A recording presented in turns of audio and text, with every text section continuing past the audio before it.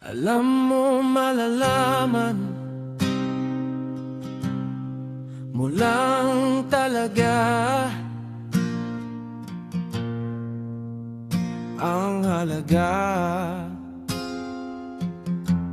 ng isang tao. Kapag wala na ito sa'yo, huwag mo baliwalain yung taong pinapahalagahan. Baka kasi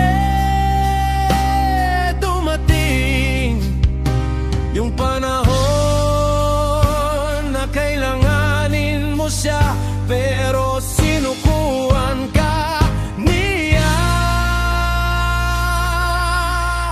Galingan mo palagi sa buhay, dahil sa mundong ito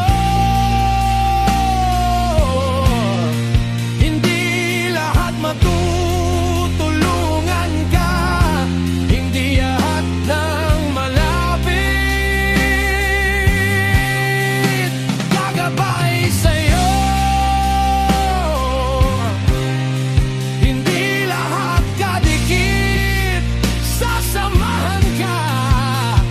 Huwag ka matakot matalo, parte ng buhay yan ang mahalaga, tuloy na lumalaban.